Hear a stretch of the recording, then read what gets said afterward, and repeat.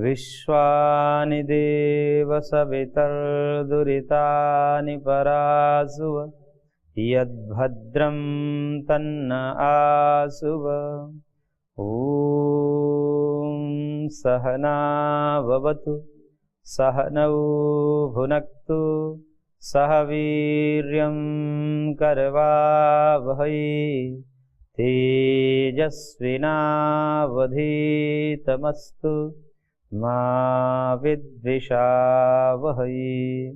ॐ कृष्णाय वासुदेवाय हरये परमात्मने प्रणतः क्लेशनाशाय गोविन्दाय नमो नमः। गोविन्दाय नमो नमः। ओम श्री परमात्मा नमः। श्रीमद् भगवद गीतामृतम दैवासुर संपत्ति विभाग योग नामक 16वें अध्याय पर हम चर्चा कर रहे थे, जिसमें भगवान दैवी संपत्ति के विषय में बात कर रहे थे और कहे कि दैवी संपत्ति इसलिए आवश्यक है क्योंकि दैवी संपत्ति से युक्त व्यक्ति ही भगवत चिंतन में रत हो सकता है। भगवत प्राप्ति के योग्य वही व्यक्ति है जिसके जीवन में दैवी संपत्ति है। दैवी संपत्ति के बिना भगवत प्राप्ति की कल्पना ही नहीं की जा सकती। इसलिए सर्वप्रथम दैवी संपत्ति का व्याख्यान करते हुए भगवान ने कहा कि अभयम सत्व संशुद्धि ज्ञान योग व्यवस्थिति दानम दमस्य यज्ञस्य स्वाध्यायस्तप आर्जव। कि अभयम सत्व संशुद्धि यानी कि अंतःकरण की शुद्धि, ज्ञान ये जो भी शास्त्र ज्ञान गुरु उपदेश के द्वारा जो भी हम आत्मज्ञान ब्रह्म ज्ञान प्राप्त करते हैं वो ज्ञान प्राप्त करना, और केवल ज्ञान ही प्राप्त नहीं करना अपितु उस ज्ञान में दृढ़ हो जाना, उस आत्म चेतना में उस आत्मबोध में अवस्थित हो जाना।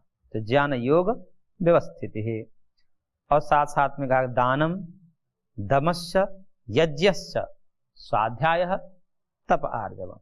तो इस प्रकार से दान करना, दम यानी कि इंद्रियों का दमन करना, यज्ञ करना, स्वाध्याय ग्रंथ का स्वाध्याय मंत्र जप इत्यादि करना, तप करना, और आर्जव आर्जव अर्थात सरलता, कुटिलता न हो, सरलता होनी चाहिए।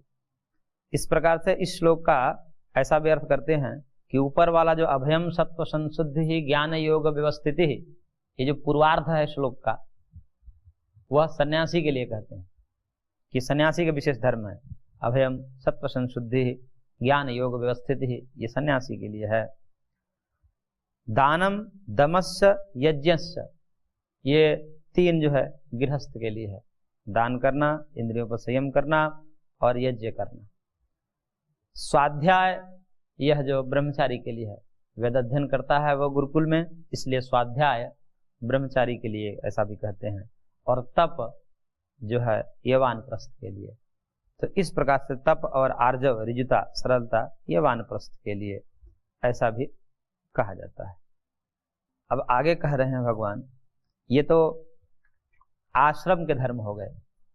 ये जितने आश्रम हैं, 4 आश्रम के विशेष धर्म कि चारों आश्रम के क्या दैवी संपद है उसको इस प्रकार से कह दिया। और अन्यथा जितने भी दैवी संपद है उस समस्त दैवी संपद से समस्त व्यक्ति युक्त हो, ऐसा अभिप्राय है। लेकिन कुछ एक आचार्यों का ऐसा भी मत है कि ऐसा भी इसमें पूर्वार्ध में सन्यासी के लिए कहा गया है, उत्तरार्ध में जो है बाकी जो आश्रम वाले हैं गृहस्थ ब्रह्मचारी और वानप्रस्थ इनके लिए ऐसा भी कहकर करते हैं। तो जैसे भी हो यह दैवी संपद है, इसमें तो संदेह नहीं है। और बाकी जो आगे ये तो आश्रम के कर दिया, अब वर्णों के भी धर्म बताते हैं कि वर्णों के क्या दैवी संपद है, क्या विशेष धर्म है, उससे युक्त होकर के वो ब्राह्मण क्षत्रिय वैश्य शूद्र वह दैवी संपद को धारण करके परमात्मा को प्राप्त कर सकते हैं, उसको भी बता रहे हैं। अहिंसा सत्यम क्रोधः त्यागः शांतिरपैशुनम दया भूतेष्वलोलुप्त्वं मार्दवम ह्रीरचापलम। कहते कि अहिंसा मन वाणी शरीर से किसी को पीड़ा न देना, कष्ट न देना, किसी प्रकार की क्रिया के द्वारा कष्ट न देना, किसी को ताड़ित न करना, उसके जान या प्राण का हरण न करना, उसे अंग भंग न करना, किसी भी प्राणी को हिंसा न करना, ये अहिंसा। और अहिंसा को सबसे बड़ा धर्म कहा है। अहिंसा परमो धर्म, अहिंसा सकलो धर्म इत्यादि महाभारत काल का वचन है कि अहिंसा ही समस्त धर्म है। और महर्षि पतंजलि ने तो अहिंसा को सबसे पहले अष्टांग योग, 8 अंग हैं योग के, उन योग के अष्टांग अंगों में सबसे पहले अहिंसा को रखा। यम, नियम, आसन, प्राणायाम, प्रत्याहार, धारणा, ध्यान, समाधि, ये 8 योग के अंग हैं। उन 8 योग के अंगों में सबसे पहले यम को रखा। और यम के भी 5 भेद होते हैं, अहिंसा, सत्यस्त्य, ब्रह्मचर्य, परिग्रह, यमाह। उसमें भी सबसे प्रथम अहिंसा को रखा। और भाष्यकार ने उसको तो कह दिया कि बाकी जितने यम नियम हैं, अहिंसा को छोड़कर के बाकी जो सत्य आदि हैं और उधर नियम आदि है जितने, वो सब के सब अहिंसा की पूर्ति के लिए है, अहिंसा को पुष्ट करने के लिए, अहिंसा को बचाने के लिए, कि किस प्रकार से हमारी स्थिति अहिंसा में दिनों प्रतिदिन दृढ़ होती जाए, अहिंसा में हम पूर्ण रूप से प्रतिष्ठित हो जाएं, उसके लिए ही बाकी सारे अनुष्ठान हैं। तो मुख्य रूप से अहिंसा ही परम धर्म है, पूर्ण धर्म है, और बाकी सारी जो बताई गई है वो अहिंसा को ही पूर्ति करने के लिए, ऐसा भी सूत्रकार और भाष्यकार का मत है। इसलिए कहते हैं कि वह अहिंसा, वह सत्य या वह किसी भी प्रकार का ब्रह्मचर्य जो अहिंसा को बाधित करे, यानी कि ऐसा सत्य बोलने से हिंसा भड़क जा रही है तो करेंगे वो सत्य सत्य नहीं। जिससे हिंसा ना भड़के, अहिंसा की प्रतिष्ठा हो जगत में, वही धर्म है। यदि लौकिक रूप से झूठ बोलने से दंगा फसाद बंद हो जाता है तो झूठ बोलने में कोई दोष नहीं, वो सत्य, क्योंकि हिंसा उससे रुक जा रही है। और सच बोलने से हिंसा भड़क जाए तो ये पाप है, क्योंकि सत्य किस पे आधारित है, मूल क्या है, तो मूल अहिंसा को ही रखा गया है और उसी को ध्यान में रख करके बाकी सब कहा जाता है। इसलिए अहिंसा को यहां भी कहा, अहिंसा। और दूसरा कहा सत्यम, सत्य बोलना, यानी कि अनृत आदि न बोलना, झूठ न बोलना, झूठ आदि से रहित वचन बोलना है सत्य वचन है। सत्यम ब्रूयात प्रियम ब्रूयात, न ब्रूयात सत्यम अप्रियम। लेकिन इसमें भी ध्यान रखना पड़ता है कि सत्य बोलें परंतु प्रिय सत्य बोले। कटु सत्य, दूसरों को खराब लगने वाला, जिससे उसको हृदय को ठेस पहुंचता है, ऐसा सत्य नहीं बोलना चाहिए।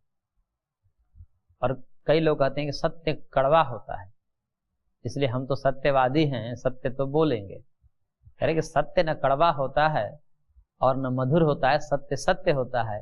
व्यक्ति अपने हृदय की भावना को उसमें जोड़ देता है।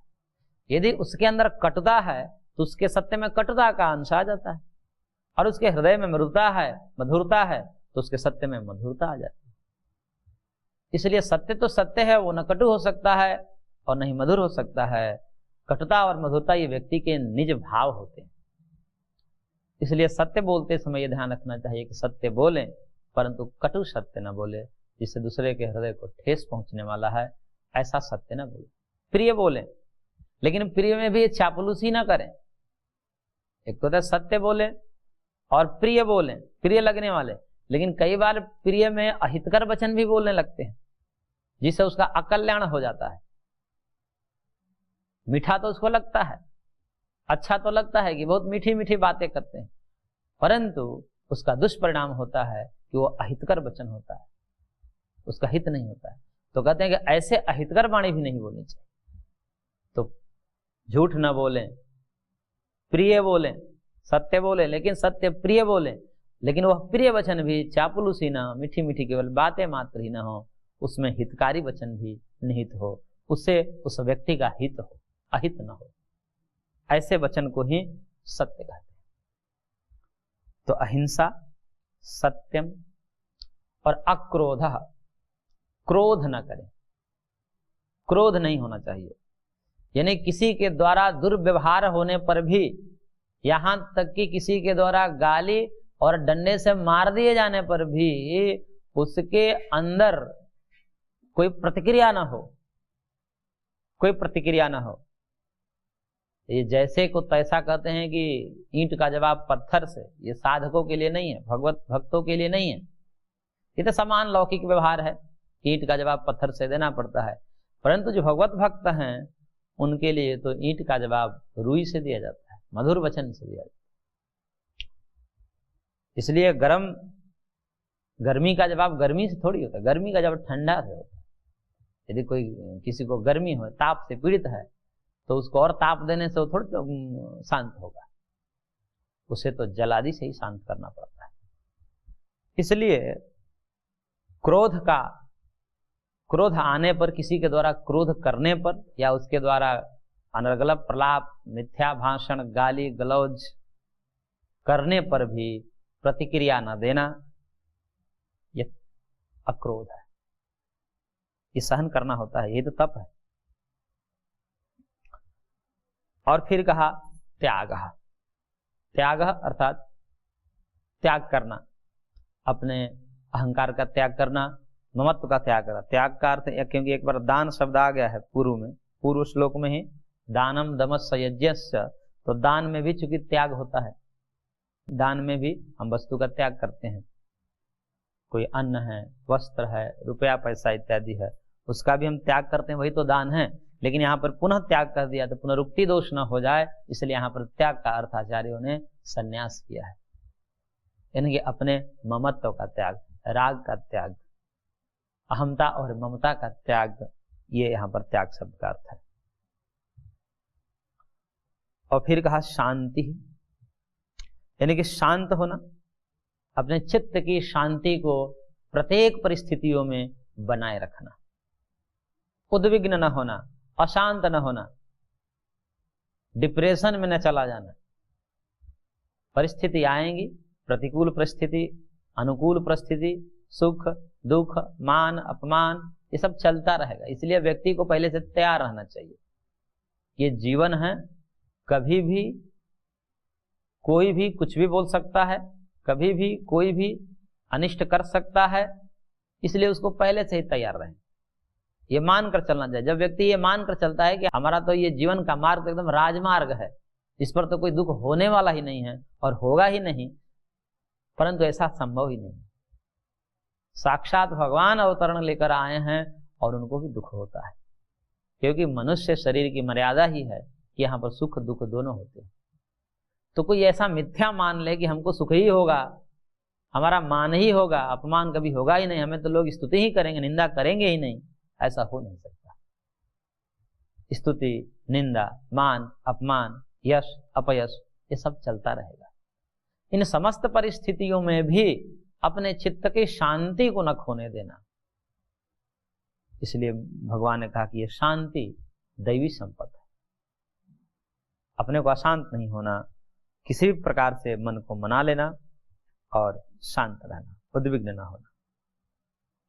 और फिर अगला दैवी संपत्ति के विषय में भगवान ने कहा अपैशुनम। पिशुनता बोलते हैं चुगली को, पररंध्र प्रकटीकरण, दूसरे के छिद्र, दूसरे के दोष को दूसरे के सामने प्रकट करना, ये चुगली है। इसकी बात वहां पहुंचाना, उसकी वहां पहुंचाना, ऐसा करके चुगली की जाती है।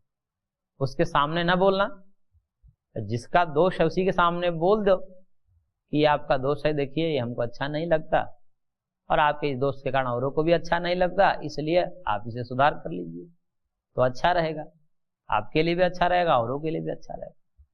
ये तो सुधार है, ये तो सलाह है, ये तो अच्छा है, किसी को ऐसा कह देना चाहिए। लेकिन वहां उसके मुख के सामने वो नहीं कहेगा, दूसरे के सामने उसके दोष को प्रकट करेगा, जैसे कि वो निर्दोष है, उसका कोई दोष ही नहीं है।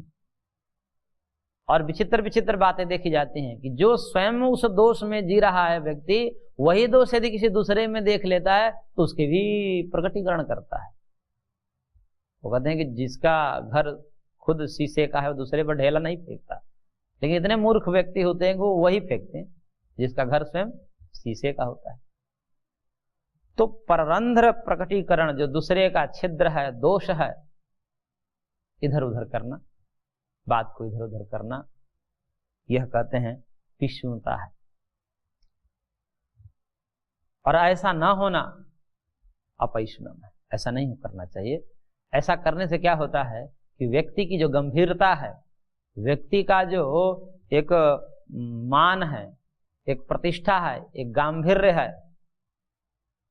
एक प्रशंसनीय भाव है, एक विश्वास पात्रता है, वो खत्म हो जाती है। यदि कोई व्यक्ति किसी के दोष को प्रकट करता है तो लोग तो जान जाएंगे कि तो भाई कभी भी किसी के दोष को प्रकट कर सकता है। जब उसके दोष को प्रकट कर रहा है तो आज कल हमारी ही दोष को प्रकट करेगा। ऐसे लोग से सावधान रहना चाहिए। जिसके सामने आकर के वो दोष कह रहा है तो ऐसा नहीं है कि कल को आपको दोष प्रकट नहीं करेगा। जो दूसरे के दोष आपके सामने कह रहा है तो कल को आपका भी दोष दूसरे के सामने कहेगा। इसलिए ऐसे व्यक्ति जो है उन व्यक्तियों से सावधान होना चाहिए। और ऐसे व्यक्ति विश्वास पात्र बनते भी हैं। उनको लगता है कि हम ऐसा करने से जो है बहुत आगे बढ़ जाएंगे।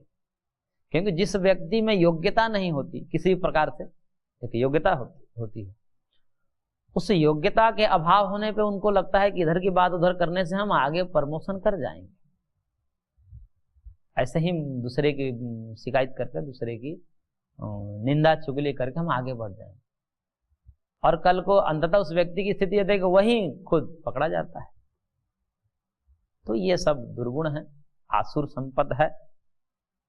एक भोजपुरी में कहावत है कि सूप तो सूप अब चलनियों हंसे ले। कहने का तात्पर्य है कि सूप हंसे तो हंसे, चालन भी हंसे जिसमें 72 छेद है पहले से। तो सूप हंसे तो हंसे बच लो, उसमें उसका ये धर्म होता है कि सूप का एक गुण होता है कि वो सार को ग्रहण करता है और जो असार तत्व है उसको निकाल देता है सूप के माध्यम से फटक करके। और अनाज के जो गंदगी है, तूष है, जो भूसा इत्यादि है, उसको बाहर निकाल जाता है। तो सूप का एक गुण है कि वह सार को ग्रहण करता है और जो असार है उसको उड़ा देता है। और चालन उल्टा है, चालन में सार को गिरा दिया जाता है और जो थोथा है, जो असार भाग है, उसको ग्रहण करता है। तो कहते सूप बोले तो चलेगा, लेकिन अब चालन भी बोल रही है जो स्वयं दुर्गुण को धारण करती है, जिसमें पहले से सैकड़ों छेद है। पर क्या करें, ये स्वभाव ही ऐसा है। आसुर वृत्ति ही ऐसी है कि वह चुगली किए बिना नहीं रह सकता। तो अपैशुनम, ऐसा न करना, ये अपैशुनम है, यानी कि चुगली न करना। फिर कहा दया, दूसरे जीवों पर दया करना। जो पीड़ित है, जो दुखी हैं, जो कष्ट में हैं, उनके ऊपर कृपा करना, उन पर दया करना। हो सके तो उनके दुख दूर करने की चेष्टा करना। यदि दुख दूर नहीं हो रहे हैं तो कम से कम ये भावना बना देना कि भगवान इसके दुख को दूर करे। सामर्थ्य है तो उसके दुख दूर करने की कोशिश करनी चाहिए, परंतु सामर्थ्य के अभाव में भावना बना देनी चाहिए। कोई कष्ट में है उसको देख करके कि भगवान से प्रार्थना की, हे भगवान इसके कष्ट दूर हो। ये दया है। भूतेषु दया, भूतों पे दया करना, प्राणियों पे दया करना। और फिर अगला कहा भगवान ने अलोलुप्त्वम, लोलुप नहीं होना, इंद्रिय लोलुपता नहीं होनी चाहिए। इंद्रियों में चंचलता, आंखों का देखना, अंगों की चेष्टा सम्यक होनी चाहिए। कुछ भी देखना, कैसे आंखें देखती है, आंखों की भी चंचलता होती है। आंख वही होती है लेकिन दृष्टि खराब होती है। कहते हैं कि देखने का नजरिया इसका खराब है। आंखें तो दी है भगवान ने, परंतु ये दृष्टि ठीक नहीं है, कुदृष्टि रखता है। तो कुदृष्टि नहीं होनी चाहिए। तो ये कुदृष्टि क्या है, ये चांचल्य है, इंद्रियों की चांचल्य है, चपलता है। हाथ पैरों की चपलता, बैठे हैं पैर हिला रहे हैं, हाथ हिला रहे हैं, गर्दन हिला रहे हैं। गर्दन ठीक ही एक जगह उनका स्थिर ही नहीं रहता, कभी इधर देखें कभी इधर देखें कभी। तो अंग प्रत्यंग आदि की चेष्टाएं ठीक नहीं है, ये इंद्रियों को लोलुपता है। कुछ भी देख लिया, जहां देख लिया उधर ही चल दिया, कुछ भी देख लिया सामने उसको खा लिया। इस प्रकार से जो है इंद्रियों में जो लोलुपता है वो नहीं होनी चाहिए। तो अलोलुप्तम यानी कि लोलुपता नहीं होनी चाहिए। तो अलोलुप्तम यानी कि विषय विलास, विषय विलासी क्या है? लोलुपता है। खुलेआम इंद्रियों को छोड़ देना, इंद्रियों पर कंट्रोल ना करना। तो इंद्रियों को कंट्रोल करना चाहिए, उनकी चंचलता को रोकना चाहिए। अलोलुप्तम। और फिर कहा भगवान ने मार्दवम, मार्दवम मृदुता, कोमल होना चाहिए। दूसरे के दुख को देखकर पिघल जाना चाहिए। इसलिए कहते हैं कि संत हृदय नवनीत समाना। संत का जो हृदय होता है वह नवनीत के समान होता है, यानी कि तुरंत ही पिघल जाता है। नवनीत यानी कि मक्खन, जैसे मक्खन रूम टेम्परेचर पे ही पिघल जाता है, उसके लिए अलग से न भी रखें अग्नि पर तो केवल बाहरी वातावरण से ही वो पिघल जाता है। एक तो पदार्थ थोड़ा कठोर होते हैं, उनको आग पर रखना पड़ता है और अग्नि पर रखने के बाद वो पिघलते हैं। लेकिन नवनीत ऐसा है कि सामान्य वातावरण में सामान्य ताप पर पिघल जाता है। ऐसे ही कोमल होना चाहिए। दूसरे के दुख को देख करके हृदय द्रवित होना चाहिए। कठोरता नहीं होनी चाहिए, निष्ठुर नहीं होना चाहिए, कोमल होना चाहिए। ये कोमलता क्या है? मार्दवम, मृदुता, कोमलता, ये दैवी संपदा। जो कोमल है, दूसरे को दुख को देख करके पिघलता है, द्रवित होता है, तो समझना चाहिए कि दैवी गुण से युक्त है। और नहीं तो फर्क ही नहीं पड़ रहा है, फर्क ही नहीं पड़ रहा है कुछ, तो समझना चाहिए कि निष्ठुर है। कभी कभी निष्ठुरता भी लानी पड़ती है जानबूझ करके समाज को दिखाने के लिए, क्योंकि वही कोमल होकर रोने लगे और जो कोई मुखिया है व्यक्ति, उसके घर में कुछ अनिष्ट हो गया, अब वही रोने लगे तो बाकी इसको संभालेगा कौन? इसलिए वहां पर थोड़े निष्ठुर होना पड़ता है। तो कोई ऐसी स्थितियों में निष्ठुरता का परिचय दे रहा है तो इसका मतलब ये नहीं कि कोमल नहीं है। वो अंदर से द्रवित है, अंदर से रोता है, अंदर से उसका हृदय द्रवित होता है, परंतु इसलिए नहीं रोता कि हम ही बड़े हैं, हम ही रोने लगेंगे तो इन सबका क्या हुआ, इनको कौन संभालेगा। इसलिए उनको संभालने के लिए वो निष्ठुरता का परिचय देता है। ऐसे को देख करके, रोने मात्र को देख करके रो नहीं रहा है इस कारण से वो निष्ठुर है, ऐसा नहीं समझना चाहिए। उसके अंदर भी भाव है, वह दूसरे को संभालने के लिए ऐसा जानबूझ करके करता है। तो कोमलता हृदय का भाव है। मार्दवम, और कह रहे हैं कि ह्रीह, ह्री मतलब लज्जा, थोड़ी लज्जा होनी चाहिए। बुरे काम में लज्जा होनी चाहिए कि क्या कहेंगे लोग, यदि मेरे से कुछ ऐसा अनर्थ हो जाए, मेरे द्वारा कुछ ऐसा अनिष्ट हो जाए, जो ऐसा कर्म हो जाए जो मनुष्यता को शोभा नहीं दे रहा है, मनुष्यत्व को शोभा ना देने वाला ऐसे कर्म मेरे से हो जाए, फिर मैं कैसे मुख दिखाऊंगा इस जगत में। इस प्रकार से लज्जा, ये जब लज्जा होती है, ये लज्जा भी जो है दैवी संपदा है। जिसको लाज है वो कहते हैं कि बहुत सारे अनर्थों से बढ़ जाता है कि मैं कैसे मुख दिखाऊंगा अपने माता पिता को, गुरुजन को, इस समाज को, जिस समाज में हमारी प्रतिष्ठा है, तो मैं कैसे मुख दिखाऊंगा। इतने लज्जा मात्र से वो व्यक्ति बहुत सारे अनर्थों से बच जाता है। और जिसको कहते हैं गांव में कि सब लाज डर घोल कर पी गया है, निर्लज हो गया है, ये ठीक नहीं है। एकदम निर्लज होना यानी कोई लाज ही नहीं, आंखों में शर्म ही नहीं है। ऐसे कर्म कर करके भी लोग छाती तान करके समाज में घूमते हैं और उनको कोई लाज ही नहीं, कोई शर्म नहीं, उनको लगता है बहुत बड़ा हमने काम कर दिया। तो ऐसे आंखों में शर्म नहीं है जिनको, कहते हैं ये आसुर संपदा है, इसलिए लज्जा होनी चाहिए। और फिर भगवान ने कहा अचापलम, चंचलता नहीं होनी चाहिए, ये चपलता नहीं होनी चाहिए। तो चांचल्य से रहित होना चाहिए, शांत धीर गंभीर होना चाहिए। तो इस प्रकार से यह देवी संपद है। और इसमें जो है मुख्य रूप से कहते हैं कि ये ब्राह्मण के धर्म कहे हैं भगवान ने, और आगे क्षत्रिय वैश्य शूद्र आदि के भी धर्म बताएंगे। तो इस प्रकार से आज की कक्षा को हम यहीं पर विराम देते हैं, शेष अगले अंक में।